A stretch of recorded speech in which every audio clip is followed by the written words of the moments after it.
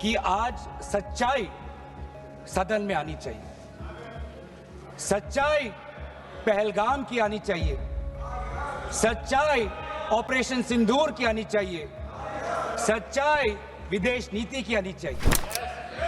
ये नहीं कहा कि बेसारन में जहां पर 1000 लोग जाते हैं, खुशियां मनाते हैं, कैसे 5 दहशतगर्द वहां पर जाकर 26 लोगों की गोलियों से छलनी करते हैं। ये बात, ये सूचना रक्षा मंत्री ने नहीं दी। हमारे विपक्ष का कर्तव्य कि हम सवाल पूछेंगे देश हित में, राष्ट्र हित में। हमने देखा बेसारन में कि किस प्रकार से जम्मू और कश्मीर के लोगों ने पूरे देश भर से आए हुए जितने भी पर्यटक थे उनकी मदद की। वे 26 लोग जो जिनके परिवारों में आज कोई गुजर गया, वे ये भी जानना चाहता है कि 100 दिन गुजर गए और वे 5 दहशतगर्दियों को ये सरकार पकड़ नहीं पाई। आपके पास ड्रोन है, आपके पास पेगासस है, आपके पास सैटेलाइट है, वहां पे सीआरपीएफ है, वहां पे बीएसएफ है, वहां पे सीआईएसएफ है, वहां पे आदरणीय गृह मंत्री कुछ दिन पहले ही गए थे पूरा रिव्यू लेने के लिए, और आप किसी को पकड़ नहीं पाए। हम इस विशेष चर्चा में भाग लेने के लिए खड़े हुए हैं और ये चर्चा इसलिए हो रही है क्योंकि हाल में ही जो युद्ध हुआ वो एक सूचना का युद्ध था। एक प्रकार से हम पड़ोसी देश और दुनिया भर को सच्चाई की सूचना देना चाहते थे और कुछ ऐसे ताकत थे, ऐसी शक्तियां थी जो भ्रम का सूचना सारे देश में, सारे दुनिया में फैला रहे थे।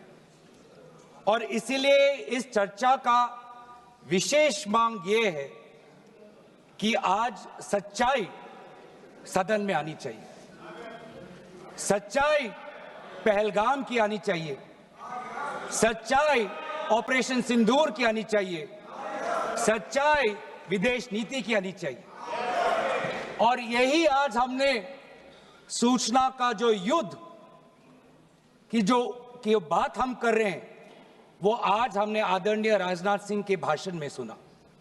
बहुत से सूचनाएं दी उन्होंने, बहुत से जानकारी दी, लेकिन रक्षा मंत्री होने के नाते ये नहीं कहा कि पहलगाम में दहशतगर्द कैसे आए। ये नहीं कहा कि बेसारन में जहां पर 1000 लोग जाते हैं, खुशियां मनाते हैं, कैसे 5 दहशतगर्द वहां पर जाकर 26 लोगों की गोलियों से छलनी करते हैं। ये बात, ये सूचना रक्षा मंत्री ने नहीं दी। यही है सूचना का युद्ध कि इतनी जानकारी देते हैं कि कभी कभी सवाल पूछना भी भूल जाते हैं। और आज ये है हमारे विपक्ष का कर्तव्य कि हम सवाल पूछेंगे देश हित में, राष्ट्र हित में।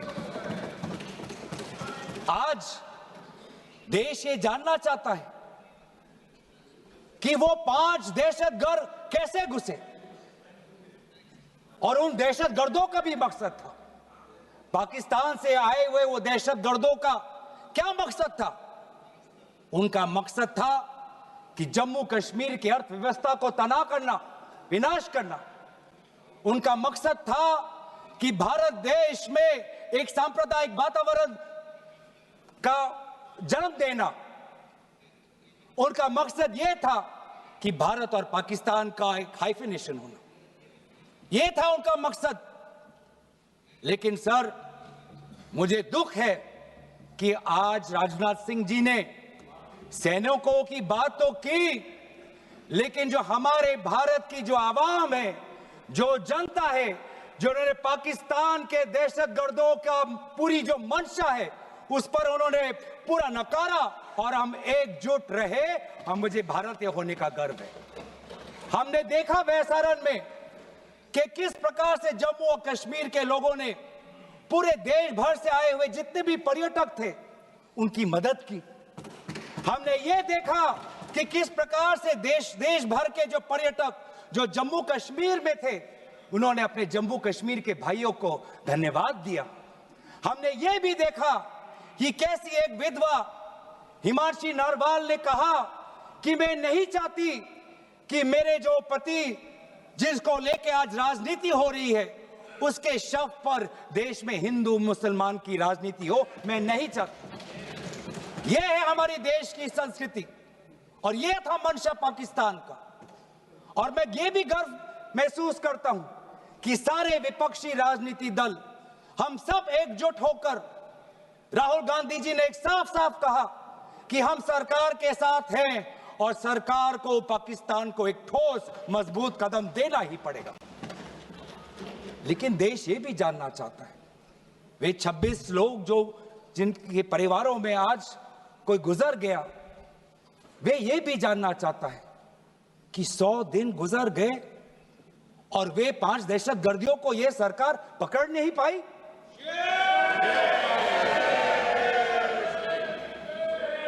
देश के वो लोग ये भी जानना चाहते हैं कि ये जो 5 दहशतगर्दे थे, दहशतगर्दी जो आए टेररिस्ट, निश्चय इनको किसी ने पनाह दी, निश्चय इनको किसी ने जानकारी दी, निश्चय ये पूरा जो 1 घंटा का जो उन्होंने गोला बारूदी की, उसके बाद ये फरार हो गए, उनको फरार होने में भी किसी ने उनकी मदद की। और आज भी ये 100 दिन हो गए और सरकार के पास कोई जवाब नहीं।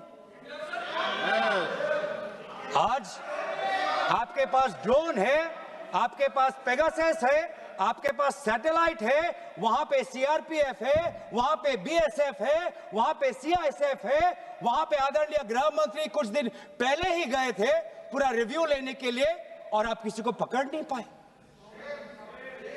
ये कैसा बंदोबस्त? आपने कहा कि आर्टिकल 370 के चले जाने के बाद जम्मू कश्मीर सेफ है, जम्मू कश्मीर में आइए, लोग आए, लोगों ने अपने आप को सुरक्षित महसूस किया। लेकिन बेसारन में देखा कि कितने वो निहत्थे थे, कितने वो असहाय थे कि लगभग 1 घंटा लगा एक एम्बुलेंस उनके पास पहुंचने के लिए।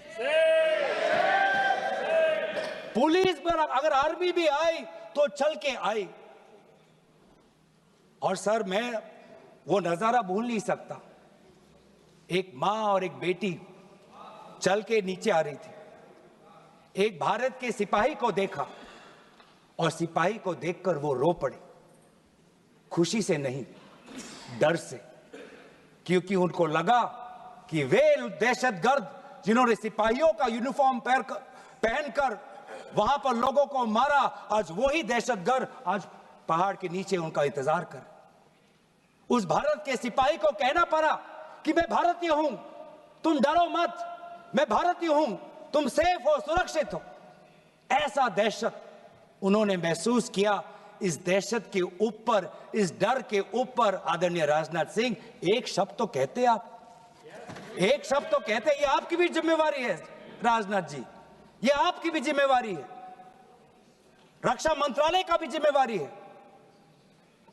बार बार हम ये देख रहे हैं सर कि आदरणीय गृह मंत्री जाते हैं, कहते हैं कि बहुत अच्छा बंदोबस्त हो गया है, टेररिज्म के हमने उनकी रीढ़ की हड्डी तोड़ दी, तब भी उरी होता है, तब भी बालाकोट, तब भी पुलवामा होता है, तब भी पहलगाम होता है। अंत में जाके जिम्मेवारी कौन लेता है? जम्मू कश्मीर के लेफ्टिनेंट गवर्नर नहीं। अगर जिम्मेवारी किसको लेनी पड़ेगी तो आदरणीय गृह मंत्री आपको लेनी पड़ेगी, नैतिक जिम्मेवारी आपको लेनी पड़ेगी। आप लेफ्टिनेंट गवर्नर के पीछे नहीं छुप सकते, आप लेफ्टिनेंट गवर्नर के पीछे ये केंद्र सरकार नहीं छुप सकती, क्योंकि गृह मंत्री खुद वहां पे थे कुछ ही हफ्ते पहले, खुद उन्होंने सिक्योरिटी का रिव्यू लिया कि आपके पास जानकारी नहीं थी। और सर, ये सरकार इतनी कमजोर, ये सरकार इतनी बुज़दिल कि आज उन्होंने इस सर में, क्योंकि उन्होंने अगर इसका किसी का दोष दिया तो टूर ऑपरेटर्स को दोष दिया कि टूर ऑपरेटर्स बिना अनुमति के द्वारा, बिना लाइसेंसेस के द्वारा लोगों को बेसहारन ले जा रहे, हमें तो पता ही नहीं था। ये है इनका कारण, ये बताना चाहते हैं। तो सर, यही तो दुख की बात है कि कहीं ना कहीं एक सरकार में एक अहंकार आ चुका है। इंटेलिजेंस और सिक्योरिटी जो फ्रेमवर्क है, एस्टैब्लिशमेंट है, जो लोग हैं जो निर्णय लेते हैं इंटेलिजेंस और सिक्योरिटी की, आज उनमें एक अहंकार आ गया है कि चाहे जितनी भी बड़ी गलती हो उन पर कोई सवाल नहीं उठा सकता। लेकिन आज हम सवाल उठा रहे हैं, आज हम सवाल उठा रहे हैं, आज हम सवाल उठाएंगे।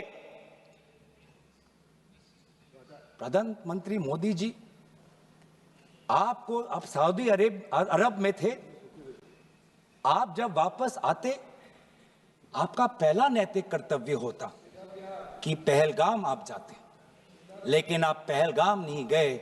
एक सरकारी कार्यवाही के लिए आप बिहार गए और चुनावी भाषण दिया। देश के मुखिया सऊदी अरब में थे, पूरा कार्यक्रम उन्हें संपूर्ण किया, वापस आए और वो पहलगाम भी नहीं जा पाए और बिहार में जाके चुनावी भाषण दे रहे हैं। अगर पहलगाम में कोई गया तो हमारा नेता राहुल गांधी गया। अगर पहलगाम में जो लोगों की मृत्यु हुई उनके लिए अगर शहादत की मांग कोई कर रहा है तो हमारा दल का नेता राहुल गांधी कर रहा है। राहुल गांधी जी बदामी के कंटोनमेंट में गए। सर मैं बोलूं? Sir house in order, sir house in order में like, sir house is not in order. आदरणीय अध्यक्ष महोदय, अब बात आती है ऑपरेशन सिंदूर की। आज मैं राजनाथ सिंह जी का भाषण सुन रहा था। मुझे पता नहीं चल रहा था कि राजनाथ सिंह जी जो भाषण दे रहे थे वो किस समय का उजागर कर रहे थे, वो किस समय का उजागर कर रहे थे, वो किस समय का उजागर कर रहे थे। क्या वो 2016 के बाद क्या उन्होंने ये नहीं कहा कि हम घुस के मारेंगे और पाकिस्तान को आज वो उनका जो भी टेररिस्ट इंफ्रास्ट्रक्चर है उसको खत्म कर देंगे? वही बातें तब की, वही बातें पुलवामा की बात की कि पुलवामा के बाद आज हमने हमारे लड़ाकू जहाज अब गए हैं, अब पाकिस्तान अब कभी भी भारत पर उंगली नहीं दिखा सकता। और उसके बाद आज दोबारा वही बातें कर रहे हैं, आज दोबारा वही बातें कर रहे हैं कि हम घुस के मारे, हमने ये किया फलाना किया।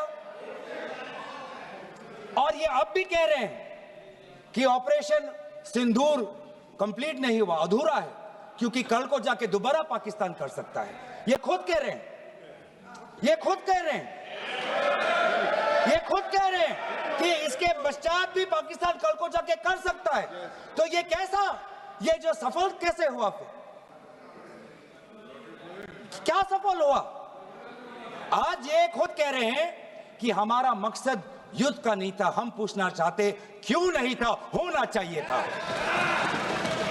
आज उन्होंने खुद कहा कि हमारा मकसद जमीन लेने का नहीं था। क्यों नहीं था? पाकिस्तान ऑक्यूपाइड कश्मीर अगर आज नहीं लेंगे तो कब लेंगे?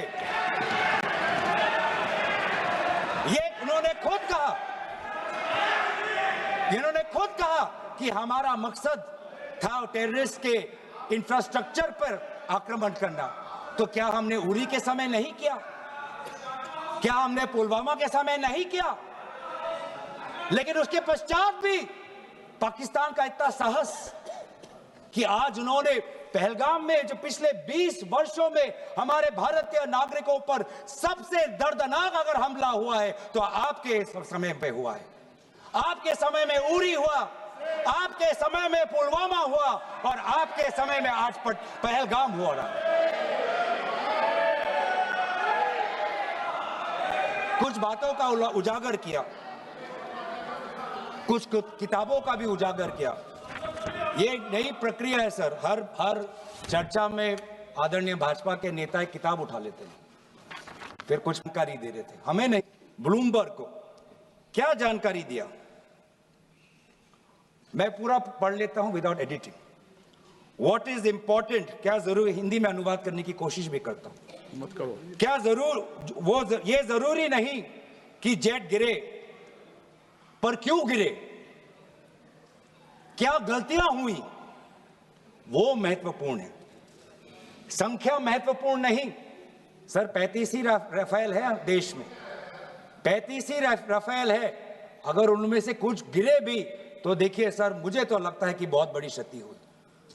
35 राफेल, अगर कुछ उनमें से भी अगर कुछ गिरे तो मुझे लगता है कि जरूरी है, क्योंकि आपको लगता है कि 35 राफेल काफी है, तो अगर कुछ गिरे तो वो भी जरूरी है। और उन्होंने उसके बाद ये कहा कि ये बात अच्छी है कि हमने अपनी गलतियां को समझा, उसको सुधरा, और 2 दिन बाद हमने अपने जेट को उड़ाए और दूर से हमने आक्रमण किया। सर, ये मैं थोड़ी जानकारी चाहूंगा। हमारे पास जो हमें ये संदेश मिलता है कि दुनिया के सबसे बढ़िया और बेहतरीन लड़ाकू जहाज हमारे पास है, सबसे बेहतरीन पायलट हमारे पास है, तो सीडीएस को ऐसा क्या कहना पड़ा, ऐसा क्या परिस्थितियां हैं कि हमारे पायलट हमारे लड़ाकू जहाज क्लोज रेंज में नहीं जा सकते, उनको दूर से ही फायर करना पड़ता? ये क्या है? ये क्या पाबंदी है? ऐसी ये क्या पाबंदी है कि सीडीएस को ये कह रहे हैं कि हमारे लड़ाकू जहाज ने पहले दिन गलतियां की, गलतियां हमने सुधारी और दूर से हमने आक्रमण किया? क्या हम पास से नहीं कर सकते? ये जानकारी हमें दे। हम ये जानना चाहते हैं कि lieutenant general Rahul R Singh ने सदन के अंदर नहीं, सांसदों को नहीं, राजनीतिक दलों के फ्लोर लीडर्स को नहीं, फिक्की में जाके कहा। क्या कहा? उसका भी मैं हिंदी में अनुवाद करता हूं कि पाकिस्तान तो सिर्फ फ्रंट पे था और पाकिस्तान के पीछे चाइना उनके पूरी तरीके से समर्थन कर रहा है। ऐसी कोई आश्चर्य की बात नहीं होनी चाहिए, क्योंकि पिछले 5 वर्षों में लगभग 80% मिलिट्री हार्डवेयर पाकिस्तान को सब पूरा चाइना से मिल रहा है। तो सर, मैं आज पूछना चाहूंगा आदरणीय राजनाथ सिंह जी से, जो सरकार चीन को लाल आंख दिखाने की बात करती है, एक बार भी आपने चीन का उजागर अपने भाषण में क्यों नहीं किया? आर्मी कर रही है, आर्मी के कह रही है, आर्मी कहती है कि आज कि सिर्फ चीन और पाकिस्तान का ये 2 फ्रंट नहीं, अब 3 फ्रंट का भी हो सकता है, कन्वर्जेंस हो सकता है चीन, पाकिस्तान और बांग्लादेश को लेकर। लेकिन मैं सरकार को याद दिलाना चाहूंगा कि ये जो 2 फ्रंट की जो बात थी, इस बात की शुरुआत किसने की थी? इस बात की चेतावनी किसने दी थी? इस बात की चेतावनी इसी सदन में हमारे दल के नेता राहुल गांधी जी ने दी थी। और यही हम जानना चाहते हैं, यही हम जानना चाहते हैं कि आज जो युद्ध हुआ, इसमें पाकिस्तान को चीन से कितना समर्थन मिल रहा है। हम सेना से नहीं, आज हम आदरणीय राजनाथ सिंह जी से और प्रधानमंत्री मोदी जी से जानना चाहते हैं।